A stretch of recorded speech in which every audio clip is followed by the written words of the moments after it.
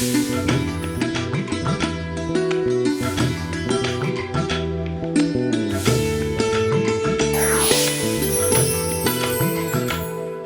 నమస్కారం. రైతు సోదరులకు, రైతు నేస్త వీక్షకులకు, ప్రకృతి ప్రేమికులకు స్వాగతం. నేను హనుమంత్. ప్రజెంట్ నేను ఆంధ్రప్రదేశ్ ఏలూరు జిల్లా ఉంగుటూరు మండలం నీలాద్రిపురం గ్రామానికి రావడం జరిగింది. ఇక్కడ ఆదర్శ ప్రకృతి వ్యవసాయ రైతు వెంకట్రావు గారు వారికున్న వ్యవసాయ భూమిలో దాదాపు 10 సంవత్సరాల నుంచి ప్రకృతి వ్యవసాయం చేస్తున్నారు. ఇప్పుడు మనం వారిని కలిసి వారి పంట విధానాలను, సాగు అనుభవాలను తెలుసుకుందాం.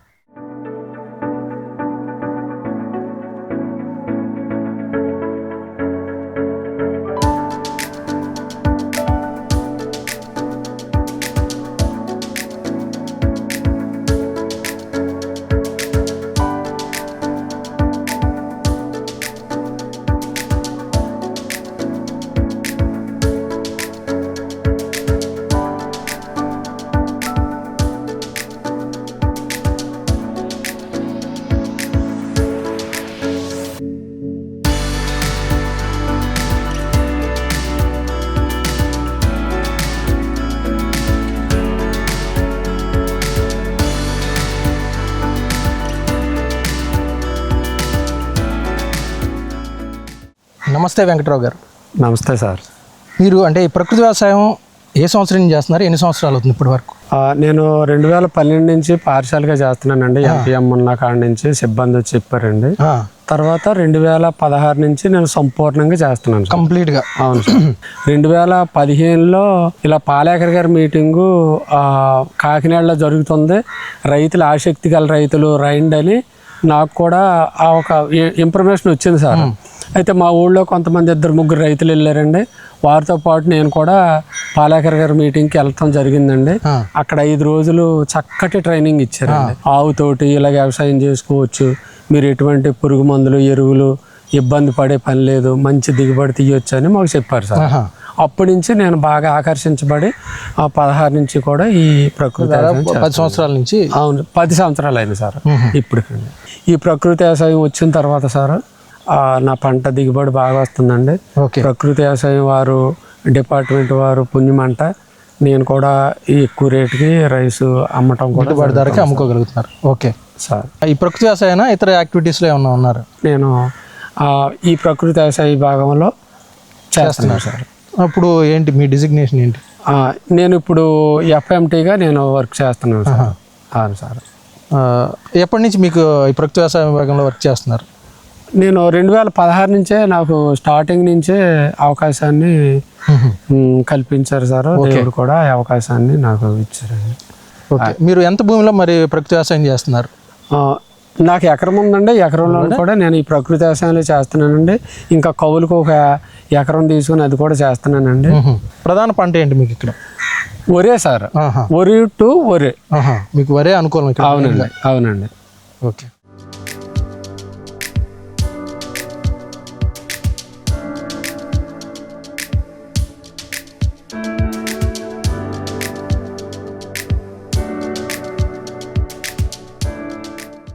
మీరు ప్రధానంగా వరి అంటే 2 పంటలు కూడా వరి వేస్తున్నారు కదా.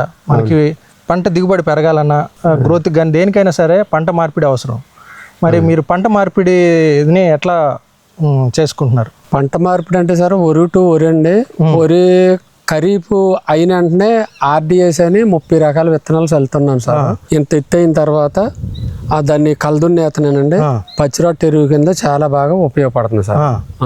అట్లా మళ్ళీ తర్వాత కూడా అదే బేసిక్ అండి. ఇప్పుడు ఈ దాళవా కదండి, ఇప్పుడు దాళవా సీజన్ అయిన వెంటనే పిఎండిఎస్ ఆల్రెడీ రెడీగా ఉన్నాయి సార్ విత్తనాలు. ఇప్పుడు నేను చల్లేస్తాను సార్, చేను మీద చల్లేస్తాను సార్. ఎన్ని రోజులు ఉంచుతున్నారు మీరు? అది మనకి ఖరీఫ్ అయిన వెంటనే రబీకి అయితే ఒక నెల 40 రోజులు మాత్రమే గ్యాప్ ఉంటుందండి. అదే ఇప్పుడు ఈ రబీ తర్వాత ఖరీఫ్కి వెళ్ళే ఈ లోపల 2 నెలలు గ్యాప్ ఉంటుంది సార్. ఈ 2 నెలల లోపల ఈ పిఎండిఎస్ వేసినందువల్ల దాంట్లో మేము బెండకాయలు ఆదాయం వస్తుందండి. ఇలా గోంగూర, ఇలాంటి గోంగూర ఆదాయం వస్తుందండి. తోటకూర తీసుకుంటున్నాం ఈ టైంలో. మటుకి పిఎండిఎస్ టైంలో అవునండి. మినువులు, పెసర్లో కూడా చక్కగా కాయలు కోసుకుంటున్నాం. వస్తాయి మీకు ఆదాయం. మాకు అది పిఎండిఎస్ ద్వారాగా ఆదాయం తీసుకోగలరు. పిఎండిఎస్ వేసిన తర్వాత నాటుకు ముందు భూమికి ఎలాంటి ఎరువులను అందిస్తున్నారు? అయితే నేను ఏం చేస్తున్నానంటే నాకు పశువులు ఉన్నాయి సార్, 4 పశువులు ఉన్నాయండి. దాన్ని మేము ఈ పంట కాలంలో వాటిని ఒక చోటే కట్టేసి అక్కడే పెంట పోగు చేస్తాం సార్. ఆ పెంట తీసుకొచ్చి తోలుతున్నానండి. ఇంకా తర్వాత ఏం గ్లైసీడియా మా చేను గొట్లామట కంచెలామట యాప్ చెట్లు అవి ఉన్నాయండి.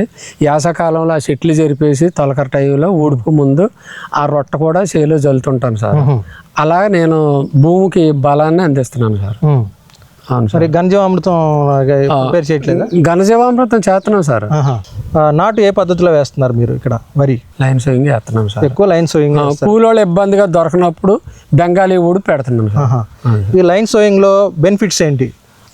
లైన్ సోయింగ్ అయితే సార్ చక్కగా గాలి వెలుతురు తోలి పిల్లక దుబ్బులు బాగా చేస్తున్నాయి సార్. దండిగాను మొక్కకే మామూలుగా నేను 12 అంగుళాలని పెట్టుకుంటున్నానండి లైను.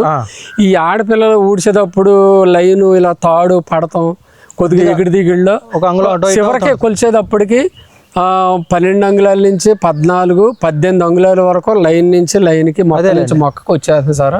అయినా 18 అంగుళాలు ఎడమ వచ్చినా సరే ఇబ్బంది ఏం లేదు. పంట చక్కగా అలాగే ఎన్నులు ఇలా ఉంటాయి. మరి వరిలో మీరు ప్రధానంగా ఏ రకాలను వేసుకుంటున్నారు? ఇక ఈ మధ్యకాలంలో ఒక 7-8 సంవత్సరాల నుంచి కంప్లీట్గా కుజీ పటాలి అని నాటు రకం పెడుతున్నాను సార్. ఓకే. కుజీ పటాలు యూజ్ చేస్తున్నానండి. కొనేవాళ్ళు కూడా బాగా కొంటున్నారు. ఇది మన దేశవాళీ నాటు రకం కాబట్టి దీన్ని ఎంచుకున్నారు. దీన్ని ఎంచుకున్నాను సార్. ఓకే. ఈ ధాన్యంలో కానీ బియ్యంలో కానీ ఉన్న వాల్యూస్ ఏంటి, అంటే దీనిలో ఉన్న స్పెషాలిటీస్ ఏంటి? దీనిలో ఉన్న స్పెషాలిటీస్ నేను గమనించింది, మేము కూడా కుటుంబ పరంగా ఇదే యూజ్ చేస్తున్నామండి. అంతకుముందు గ్యాస్ ప్రాబ్లం తోటి ఇబ్బంది పడేవాడిని అండి. ఇప్పుడు ఈ విత్తనాలు ఈ రకం తిన్న తర్వాత అంటే గ్యాస్ ప్రాబ్లం లేదు సార్, లేదండి. తర్వాత కొనుక్కెళ్ళినటువంటి వారు కూడా తినేవారు కూడా మీ రైస్ చాలా బాగుంది, అరుగుదల బాగుంటుంది, గ్యాస్ లేదు, ప్రతి రైస్లోనూ షుగర్ ఉంటుంది, ఈ విత్తనంలో దేశవాళీ రకం కాబట్టి షుగర్ లేదు అని కూడా నాతో చెప్తున్నారు సార్. మంచిది రకం అని చెప్తున్నారు సార్. నేను దీన్ని విత్తనాలకు కూడా చాలా మందికి ఇస్తున్నాను. నాటు వేసిన తర్వాత మరి ఏమేమి అందిస్తున్నారు? నాటు మరి ఘన రూపంలో అవ్వచ్చు, లేదంటే ద్రవ రూపంలో కానీ. ఇదిగోండి పక్కనే 400 లీటర్లు బట్టే కెపాసిటీ గల వరలు పెట్టి స్టాండర్డ్ గా నేను కట్టుకున్నానండి. దాన్ని ద్రవజీవామృతం నేను అందులో తయారు చేసేసి ఈ నీళ్ళ బోధమ్మటే నేను పొల ఇలా తిప్పేస్తాను సార్. చక్కగా నీళ్ళతో పాటుగా చేనంతటికి వెళ్ళిపోతే నాకు ఎటువంటి ఇబ్బంది లేదు సార్. అలా నేను 20 రోజులకి 15 రోజులకోసారి 20 రోజులకోసారి ఆ జీవామృతం తయారు చేసి పంట సీజన్లో ఒక 5 నుంచి 6 సార్లు మాత్రమే ఇస్తున్నానండి. ఈ కుజు పటాలియా యొక్క పంట కాలం ఎన్ని రోజులు? ఈ కుజీ పటాలి పంట కాలం ఒక 120 రోజులు అండి. 120 రోజులు సార్. ఆల్మోస్ట్ రెడీ హార్వెస్ట్ కి సిద్ధంగా ఉందండి. ఎన్ని రోజుల్లో దీన్ని ఒక్క 10 రోజులు 8 రోజుల్లో నేను కోసేస్తానండి మిషన్ బట్టి. మరి ఈ వరిలో ఏదైనా పురుగు అవచ్చు, దోమ కానీ తెగుళ్ళు కానీ ఏదైనా ఇబ్బంది పెట్టే ఉన్నాయా? ఒక్కోసారి పంట లాస్ట్లో దోమ పట్టే అవకాశం ఉందండి. దానికి ప్రకృతి వ్యవసాయ విభాగంలో తూటికాడ కషాయం ఒక్కసారి యూజ్ చేస్తే సరిపోతుందండి. మధ్యలో అయితే ఎటువంటి తెగుళ్ళు గట్ట నేను ఒక 4-5 సంవత్సరాల నుంచి అసలు తెగుళ్ళు కానీ పురుగులు కానీ రావటం లేదండి. దీనికి నేను నా అనుభవంలో నేను ఏమనుకున్నానంటే గత 2019 కాడి నుంచి కూడా ఒక 7-8 సంవత్సరాల నుంచి PMDS RDS రెగ్యులర్గా వేస్తున్నానండి. దీని ద్వారా పురుగులు తెగుళ్ళు భూమి మారింది, తట్టుకుంటుందండి. వానపాములు బాగా పెంపొందించబడి భూమి గుల్లబారింది సార్.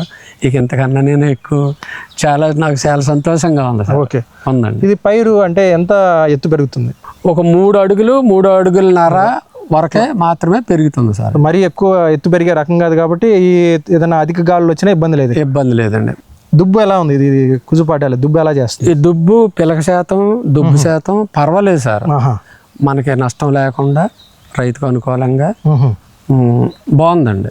మరి కలుపుని ఎలా నివారిస్తున్నారు? మరి కలుపు నివారణ అనేది నాకు పెద్ద సమస్య లేదండి. ఇందా చెప్పాను కదండి, PMDS వేయటం వల్ల అది కూడా భూమి గుల్లబారింది. రైతుగా నేను గమనించింది ఏంటంటే ఇవన్నీ వేయటం వల్ల కలుపు విత్తనం చచ్చిపోయిందండి ఆటోమేటిక్గా. అంతే అండి. ఓకే.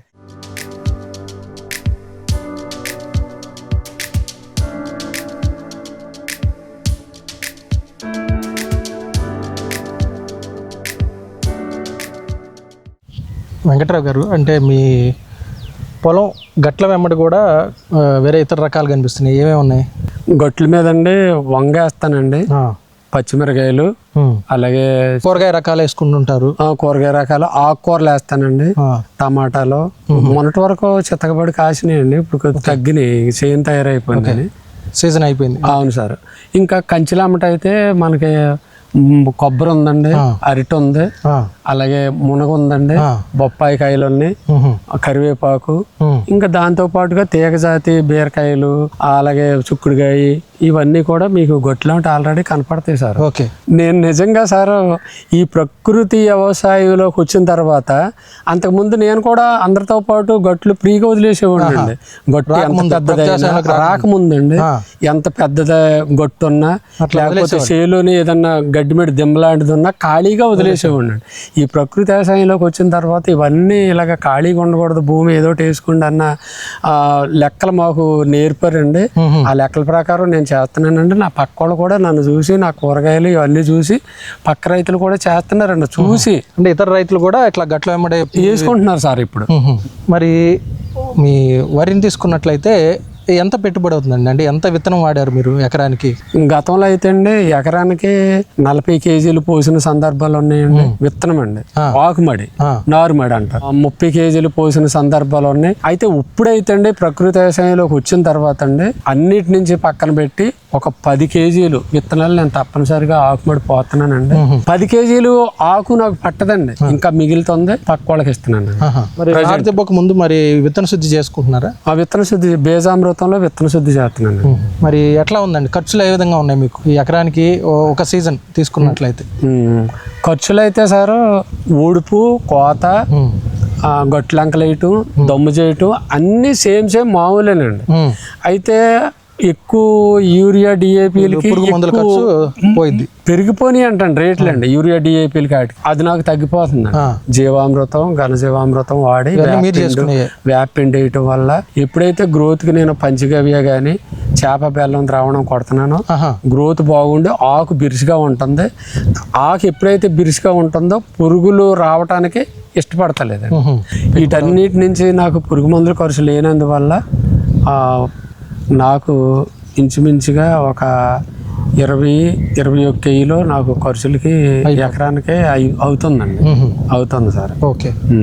మరి ఈ పండిన పంటని మీరు ఎలా మార్కెటింగ్ చేసుకుంటున్నారు? అంటే వడ్లుగా అమ్ముతున్నారా లేదంటే బియ్యంగా మార్చి మార్కెట్ చేసుకుంటున్నారా? దీన్ని మార్కెటింగ్ కూడా నేను మన RYSSలో నేను ఉన్నాను కాబట్టి చాలామంది నీ పంట 10 సంవత్సరాల నుంచి నువ్వు ప్రకృతి వ్యవసాయం చేస్తున్నావు కాబట్టి ఆ పంట మాకు ఇవ్వండి అని అగ్రికల్చర్ ఏడిఏలు, ఏఓలు తింటున్నారు సార్. నేను విజయవాడ, మన హైదరాబాదు జిల్లా, భీమవరం, నాకు టీచర్స్ కూడా ఉన్నారు సార్. కొన్ని ఖాతాలు ఉన్నాయి సార్. ఓకే. ఆ ఖాతాలకు నేను చక్కగా శుభ్రంగా వాళ్ళకి ఏ రకం పట్టు కావాలా, ముడి బియ్యం కావాలా, తెల్ల రైస్ కావాలా, లేకపోతే అటు ఇటు కాకుండా మధ్యలో కావాలనేది వారి డిసిజన్ బట్టి నేను మిల్లుకి తీసుకెళ్ళి వాళ్ళు ఏ రంగు అయితే కావాలో ఆ రంగులో, అంటే ఆ టైప్లో నేను ఆడిచ్చి వారికి సప్లై చేస్తున్నాను సార్. రేట్ కూడా బాగుందండి. నా నమ్మకాన్ని బట్టి ముందుగానే డబ్బులు ఇచ్చేస్తారు సార్ వాళ్ళు. ఈ కుజుపటాలి అంటే మీకు దిగుబడి ఎన్ని బస్తాలు వస్తాయి? కుజుపటాలి దిగుబడి సీజన్లో నుండి 30 నుంచి 36 బస్తాల వరకు అవుతుంది సార్. నేను పశువుల ఎరువు దండిగా తోలి ఈ చెట్లు ఉన్నటువంటి రొట్ట కూడా దాంట్లో వేసినప్పుడు ఒక 2 బత్తాలు ఎక్కువ అలాగా చూస్తున్నానండి. సుమారుగా అంటే ఈ కుజుపాటాలి రైస్ ఎలా ఇస్తున్నారు? కుజుపాటాలి రైస్ సార్ ధాన్యం అయితే అండి 2800కి అమ్ముతున్నానండి. 75 కేజీలు కాటా బస్తా 2800 సార్. కొంత అలా కూడా అమ్ముతున్నారు? అలాగ అమ్ముతున్నాను సార్. ఓకే. బియ్యంగా అయితే అండి నేను 25 కేజీలు బ్యాగ్ 2000 రూపాయలు సార్. ఎటైనా నేను బయటికి హైదరాబాద్, విజయవాడ ట్రాన్స్ఫర్ చేస్తే ట్రాన్స్ఫర్ ఛార్జీలు వారే పెట్టుకుంటారు సార్. మీరు మరి 2 సీజన్స్ వరి వేస్తున్నారు, మరి ఎంత ఆదాయం చూస్తున్నారు? నేను 2 పంటల మీద సార్ సంవత్సరానికి సుమారుగా నాకు ₹1,00,000 పైనే వస్తున్నాయి సార్. ఒక్కో సీజన్కి లక్షకి తగ్గట్లేదండి. ఎందుకు అని అంటే రైతు చేసి అమ్మితే నాకు డబ్బులు ఎక్కువ వస్తున్నాయి సార్. అవును సార్. ఓకే అండి.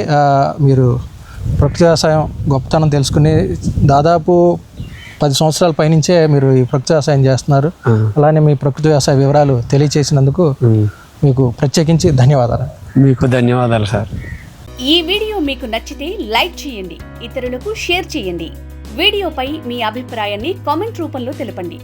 మరిన్ని వ్యవసాయ వీడియోల కోసం రైతు నేస్తం యూట్యూబ్ ఛానల్ ని సబ్స్క్రైబ్ చేయండి. పక్కనే ఉన్న గంట సింబల్ నొక్కి నోటిఫికేషన్స్ ద్వారా తాజా వీడియోల సమాచారం పొందండి.